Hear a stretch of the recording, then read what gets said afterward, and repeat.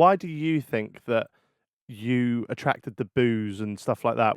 It's all from that one game, innit? Years ago, 2018 Grand Slam final, and obviously things happened between me and Gary, and then I went and won the tournament. The crowd started booing, even when I was lifting the trophy up, and it hasn't really stopped since.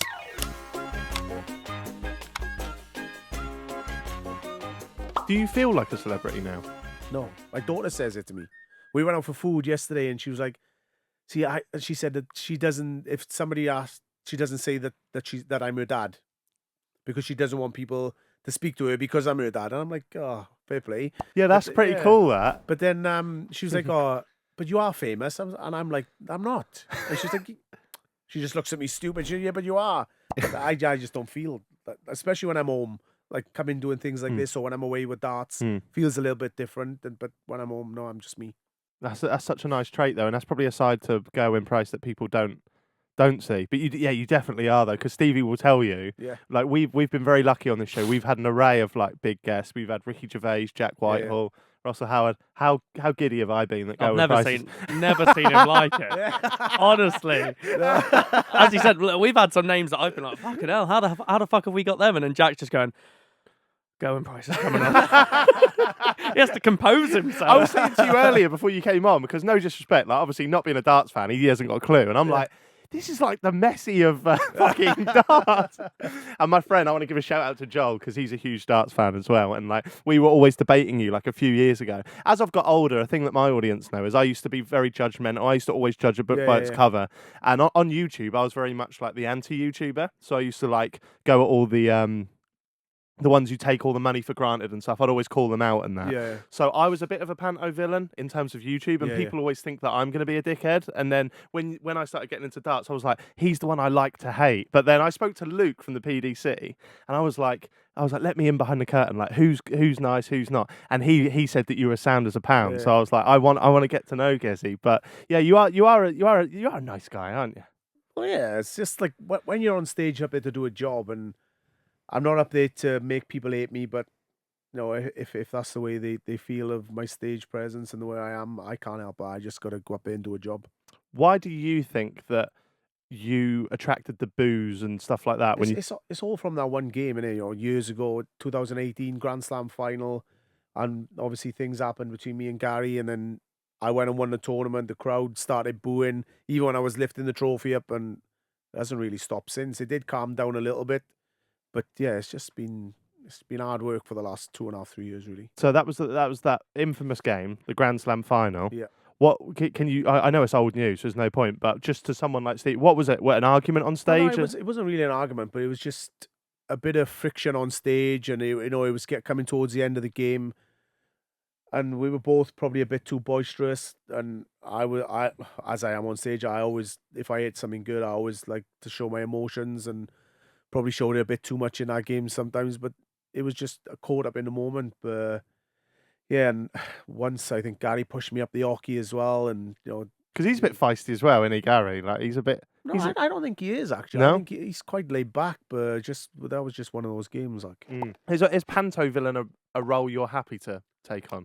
I don't mind it to a certain extent. I don't mind the boos, and I don't mind the way the crowd are, but they can go too much sometimes. If I'm walking on, they want to boo me, or if it's in middle of the legs and stuff. But when it comes crucial for doubles to win matches, especially when I was getting booed in the last World Championship against Michael Smith. Is that when you told the ref something, and did they have to get someone removed or yeah? What was that about? So there was a lady sat to the right, and that's all I could hear. And it was putting Michael off as well. So she was shouting for Michael, but it was just out of order. And the thing is, I thought that maybe the ref would turn around and say something to her.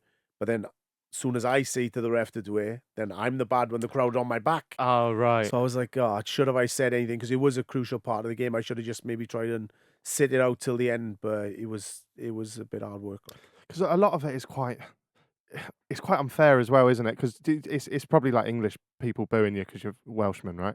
Yeah, part and parcel of that as well. I think it doesn't help that I'm Welsh playing in England with the crowds that they got, especially with COVID and everything. I think about 99, 97, 98% of the crowd were were football fans. Usually you have a mixture, so maybe 50% of them are English. Then you'd have like a couple of Welsh, Scottish, a load of German, Europeans. But because of lockdown and the way COVID were, I think 99% of them were English, and yeah, that doesn't help if you're not English. Yeah, yeah. I imagine when you play in Wales, you get a great reception. Yeah, I did in Hmm. Cardiff. It was buzzing, but then I go and play pathetic darts. Oh, maybe yeah. you need to be booed. I don't know about that. I don't mind it to a certain extent. That's what I mean. I don't mind it. But then when I went out to Cardiff and then they're all with you, and it was quite emotional because I don't really get support like that. And then when I'm on stage and everybody's cheering your name, I was like, I just didn't know what to do. And then it showed in my darts. It's just what I'm not used to. But yeah, as soon as I go back into Liverpool and they were booing me, and in Belfast they were booing me, sort of brings the best out of me. But I'm not sure if I like it or not. I'm probably going to get accused of like licking your ass a bit here, but one thing I've got to say is I think that's the coolest thing about you, though. I know you're called the Iceman as well, like ice in the veins, literally. But you go up there. It's made me. It's kind of what made me reconsider how I thought of you, because it was like you go up there, and so I will play you a little bit in a minute. But I went on stage at the match play in Blackpool as the crowd were coming in. There was 100 people, and I played my friend Pieface at darts, and I've done live stuff before. I've done a bit of stand up and presenting and whatnot. I tell you what, I went up there and my leg was shaking, and there was no one in the crowd really, just a few, and they were fans. They were giving me the West Ham Iron signs, like they were on my side. So how you get up there at Ali Pali and then have the whole fucking crowd boo you and still be able to pull off these fucking 9 darters, and that is mad. Has the crowd ever actually put you off your throw? Yeah, 100%. I mean, I can remember out in Ireland, in the Grand Prix, I was playing Chizzy. I think I was 2 sets up, either 1 or 2 sets up. Anyway, I was a set away from winning, and the crowd were on my back, and yeah, it was tough because Chizzy came back, beat me, and I was thinking, do I want to do this anymore? Like, is it worth it? And yeah, that was rock bottom, and I thought, oh no, just dig deep, things will change. It hasn't changed much, but yeah, I've learned to deal with it. I've had to. I've been chucked in the deep end. Especially after the first year when it happened in 2018, I went to Premier League the year after, and yeah, the crowd, the boos. You can 10,000 people booing you, and I'm like, oh, That wow. must be fucking But hostile. it just made me concentrate and thinking, I haven't just got to beat the player. I've got to try and beat the crowd as well, and it made me a better player. I bet the wins are so much sweeter as well when you can turn and face the crowd after they've been booing you the whole time. Yeah, it doesn't help though. So when I actually give it to the crowd, and then the next time they 10 times worse. So I don't help myself sometimes. I've seen in your walkout sometimes you'll like scratch your ear and stuff like that. Is that a little nod to the crowd? No, maybe. Your Honour. Gerwyn, how different? I'm still saying your name wrong, aren't I? Gerwyn. How different is the Gerwyn Price that me and Stevie might have met today to the one that everyone thinks they know from being up there on the stage? Are you putting on an act when you get up there? No, 100%. I'm not.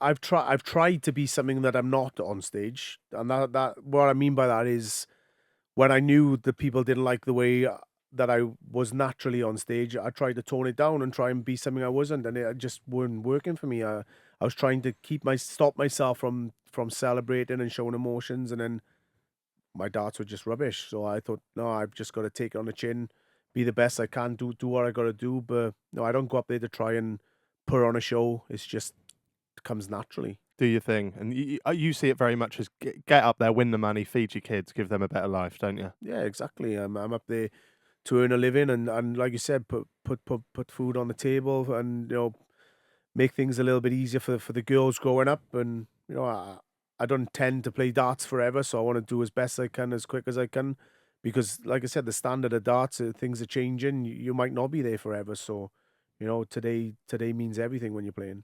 So you've said you're pretty similar to that Gerwyn we see on stage. What's the most romantic thing you've ever done? If you ask my wife, I'm probably the least romantic person ever. Are you? Yeah, I think I proposed to her in a petrol garage when I was working. Yeah, I used to work in Texaco in Blackwood, and I think I was working on a night shift, and she came in, I was like, oh, do you want to get married? Did you really? I think that's what it was like. And we were engaged for about 10 years, so yeah, I think that's how romantic I am. I love that so much. I swear there's going to be articles about that. People are going to hear it. Well, Jack was hoping to try and find a moment where we can break you down and go, this is the true soul behind him, and you've got that. She had her bum out. And I've never heard this phrase before ever in my life, and I'm embarrassed at even saying it. I want to put it on record. This wasn't me.